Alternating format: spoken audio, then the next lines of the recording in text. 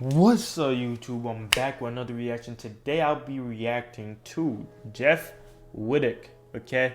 And it's called Coming Clean About Everything, episode 1. Don't try this at home. So I'm thinking, so it looks like the thumbnail has to do with David Dobrik. David Dobrik. Was he the one that... I'm gonna watch the video before I make some assumptions, okay? So before we get into this, don't forget to smash that like button, subscribe to the channel if you're new, comment below, share the video, all that. I appreciate every single one of y'all that's been rocking with me, like real talk, bro, really, bro. Every single one of y'all. But yeah, enough of the chit chat. Let's get straight into this reaction. Let's go. The reason I've been keeping all this stuff secret is not because I'm suing anybody. Legally, I can't get into what happened. My lawyers told me not to speak on it. China. It's not because I was covering for anybody or I signed an NDA. Crazy, we're both a little banged up. Yeah, what happened to you? I fell off a building. They were all Whoa. just jokes. I was in a skydiving accident. Chute didn't open. I was in a lot of pain, and that's how I choose to cope with my pain. I fell down off my balcony, 12 stories high. Yeah, how does that happen? I mean, everybody's different, but if you think about it, we're all already dead. If you were a little better of a human, I would have given you one of my eyes. I wouldn't want your fat eye in my head. The reason this story's so long... Wait, he lost is his eye? It's the only way I could tell No. it without feeling like a complete fucking idiot. That So, looks painful. Where do I begin? I grew up in Staten Island, New York. Yeah. That's where I grew up too. When I was a kid, I'm not from there though. I thought I was going to be a baseball player, but that didn't work out. I'm back, baby. Go fuck yourself. Get the fuck out of here. In New York fucking driving. Hey, Mom. Yeah. Oh, you're home? Yes. I came to New York. You did? I'll be home in 5 minutes. My mother was a secretary. She worked in the World Trade Center. She Oh. survived 9/11. She She's did? a tough Italian woman. My mother Jeez. cares for me, and she loves me, and she misses me. And My prayers are sent to every single family that would have to go through 9/11. Home. Whole year. Oh, yes, it has been too long. Where's the old man? In the shower. He doesn't know you're coming. Can you stay for dinner? Yeah. Mary, we were just talking about you. Come over here and show the stupid tattoo. Let's compare them. You want to see my tattoo? Yeah. Look. My parents are still together to this day. The only thing Sheesh. they ever really fought about was money. They taught me at an early age I had to work. My father was a bus driver. I wasn't a bus driver. You drove a train. It's the same thing. It's like a Bronx Tale. I was going for a Bronx Tale. De Niro driving the bus. He tells the kid, don't hang out with those guys. Go to school, do the right thing. That's what I was going for. I was trying to make you look like De Niro. But you blew it. You made me say, whatever. My father was a hardworking guy. I appreciate the way he raised me, but I just knew I was never going to live like that. They worked hard for us. I had a brother and a sister. Him and my mom, they're Oh, together for snap. 40 years. 40. Mother's not the easiest one to live. Or He's the 0. difficult one. It's haunted up here. This is where all the ghosts are. Like, it creeped me out when I was a kid, but even now. I'm gonna find some old pictures from my childhood. Let's see. It's important to come back and see your family, see your loved ones. Daddy. That is facts. Man. Wow. The only people that got you in the long run is your family. The only ones that'll be there at your funeral or visit you in the hospital is gonna be your family. That's You true. He become has a your point. parents. It's terrifying to see him downstairs and know that that's what I'm gonna become. I tried to stay away from my family as much as I could growing up. I wanted to hang out with my friends, cause trouble. I grew up dirt poor, and I would get abused by my parents for no reason. No, some he nights. gave us plenty of reasons. Yeah. He was staying out like 4 or 5 o'clock in the morning. He'd That's come home. crazy. I Nah. went berserk. I started smashing stuff in his bedroom, and I grabbed his mattress. I dragged the mattress outside. I got the garden hose and I sprayed it. Leonard Damn. would sleep on this bed, soaking wet. No matter what I did, it never worked. This is a mafia-owned deli. This Pops was I used to come here wildin'. as a kid. Now I'm a YouTuber out in Hollywood. I just, I'm not wearing a wire or nothing like that. Okay. It's good seeing you again. They didn't even block his face out. Did you get him? Did you phone? Yeah, I got him. I don't like being filmed. What are you gonna do, shoot me? I didn't love school, and I loved the idea of making fast money. Whatever, let's just go in. When did I ever listen to the rules here? I used to go here. and now I'm a famous YouTube star from Hollywood. That's great. Is it cool I to mean, walk down there to my old class real Absolutely quick? not. Absolutely not. They're not. Okay. Try to make a run for it, but they reach for their weapons. I was one of these kids with my Oh, bubble nah. jacket and Jordans, walking home from school, little punk kid. My school was hell. I already had a job that I was making more money than the average person, probably $1,500 a week as a barber at 16. The whole At cut and hair thing 16? is something that came to me naturally. We're headed to the first barber shop I ever worked at. This is where I grew up. I'm nervous to go back here. This is like where I learned my sense of humor from these guys. They're all a bunch of fucking nut jobs, but it was like a family. So, good to see you. Who's next? That's where I get my smoothness from. This is where I get my recklessness from.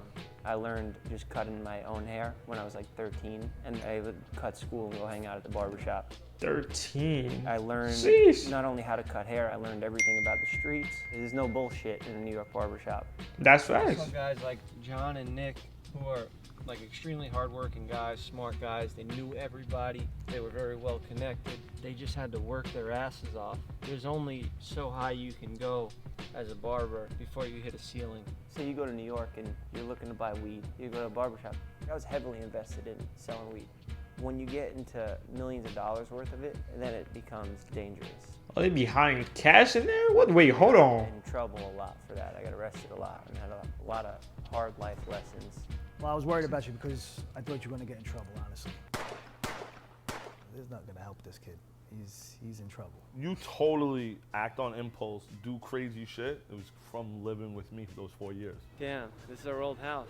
I moved out at 17 and I moved in with him. We rented this house. 17? And we destroyed it. Side by side in the barbershop every day next to each other. Did stupid shit like hustle, sell drugs, go out to clubs, bars, race motorcycles. I always looked at you like just like a big brother, but a fuck up. But both of you were like mentors, you know? The angel and the devil. I spent more time with these guys Damn. growing up than I did with my own family because I That's worked crazy. in the barbershop 10, 15 hours a day. So I had a kid in the chair. The mother was right there. So I said, your girlfriend was a whore or something. He swung over the kid. You know, we played dice games, gamble, boxing matches. You got Jeff, you know, dabbling, because I see everything. I'm not stupid. I was also selling everything I could get my hands on until I got caught. I didn't last long with the pills. It was just pills were so easy. You can make like 15 grand a week, but I never got that far into it. I stopped. John shut me down. You remember that situation where I had the pills in the car? I had like 1,000 Roxys or something. John came right in my car. He grabbed That's the center crazy. console. He said, "What is this?" And he pulled out 1,000 pills in a bag. And he said, "I'm taking this. If you keep doing this, you're not working at the shop anymore." This is where I would get arrested. The precinct's right here. So every time I would get arrested, they would take me down here. It's fucking hell in there. It's so disgusting. Those little tiny cells are just so fucking old. Where did you see me going in the future? Jeff doing like a 10-year stretch for something like this. Stupid. We were at church and we come home and my son Steven goes, Jeff got arrested. They weren't messing around. The judge was mad, the cop, he was fuming. I always said that he was gonna be in jail life or be in Life? the United States. Seriously? Yes. You weren't fake, you weren't phony, you were just doing what you had to do, and you would never lie to me. That's one thing he would never do, is lie. Well, in junior high school, he learned to lie. And he would look straight right into your face and tell you the absolute opposite. It just makes you miserable here, right? It makes you angry. There's I've been no there. room for it.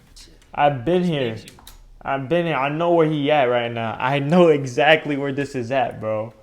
What the heck? miserable here, I right? It forgot he makes you said he angry. grew up in Staten There's Island. like no room for you to grow here. I I forgot cannot that. find any Yeah, motivation that's to do near the. anything other Is that the than one near the I ferry? lived here. You had to get out of New York. The best advice I could have gave you was like, yo, get the fuck out of here. You had to leave. You had to go. There was no way that you were gonna survive this. No way. I moved to Miami. I got myself working on music video sets and just stuff I could have never got to in my hometown. I liked working for myself. That was the cool part about cutting hair, is that I was able to build my own clientele. I learned a lot about business from an early age. I was driven from day one that no matter what I did, I was going to be successful at. I did just about whatever it took to get myself in a position to not have to worry about money. We get to Miami, and we basically just meet up with bigger criminals and just shared all of our Bigger criminal knowledge criminals. together. I came in the apartment one day, there was 800 iPhones in the apartment. You don't know what 800 iPhones looks like until you see 800 iPhones. I said, what the fuck? Anything you can imagine they got. Quickly got right back into drug dealing. And I was selling a lot of weed. The money was okay, but also I got a education in crime. We handled life differently. We approached life differently from a younger age. We just went at everything head on like a bull. It's kind of a cycle here. I keep pushing, see how much I can get away with, push a little more, see how much I can get away with, and then boom, rock bottom. You're back in jail, I was bro. facing life in jail. I spent my 21st birthday in Miami-Dade County Jail, trafficking cocaine, Oxycontin, weed. I had a casino in my Miami penthouse. I got handed a statement to write down who was involved, and I made a paper airplane out of it, and I kept my mouth shut.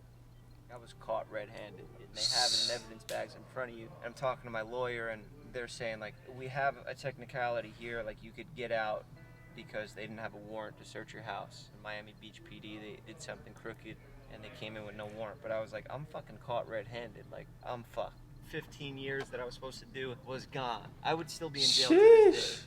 And now I was free to go. And they just said, pack up your shit. I went to jail 5 times for the same thing. And then I get out and I do the same exact thing again. I moved out. Bro, this dude did not learn, bro. I moved into 1600 Vine, where it just happened to be coincidentally the mecca for Viners. So how does it work? The first time you get some money from Vine, you come and get an apartment here? You have to, that's the rule. And that was where I had my trap house. We're standing outside of a place where Jeff conducts a lot of business. I remember, okay, I knew his face looked a little familiar. I've seen him in a couple of videos before. With my past. Oh my fucking goodness! Where'd you get this shit from? Dude, Jeff got cash like this. You should do that with your money. I don't sell drugs. Neither do I. Our first interaction, I wasn't planning on vlogging with him. I was hanging out with Todd and David showed up and we got pulled over. We're about to get pulled over in 3, 2, 1. What are you doing? Oh, we got pulled over! And he just loved it. He just got such a kick out of it. Like, this guy's a criminal. I think these guys want to see me go to jail. Alright guys, they're about to find out the car's stolen. At the time, I thought he was just like a jerky kid that's willing to put anything in a video, didn't care about other people. He said to me, why wouldn't you show this? This is real, this is you, this is what people will relate to. I let him put out my mugshot and then I felt free. That is true. My own YouTube channel blew up and now every single video I was posting was in the millions.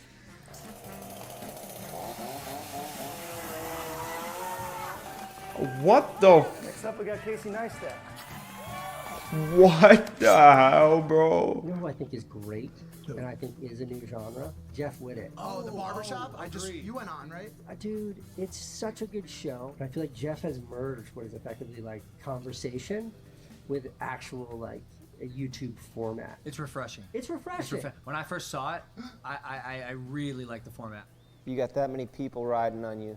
You kind of get a sense that you have to one-up yourself every time. You got to come up with a new idea, and that idea has to be better than your last video that you did last week. And that video you did last week, you put every single thing you have in that last video. And now you got to top that, but this is maybe where we went wrong.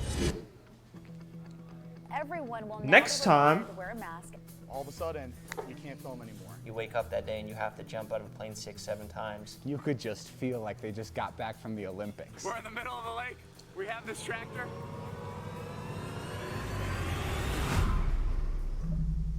Bro, what the? I don't know what was with that last song just now, but damn, bruh. Like, dude, Jeff is really wild, bro. Really, really wild, bro. Really wild. But this is, I believe there's going to be a couple episodes because he said next time. And it says episode 1. So we'll see what he on store for us in the next episodes. Let me know if you want to see me react to more of this. If not, you know what I'm saying, I might just watch this on my own, you feel me? But yeah, thank you for every single one of y'all that made it this far.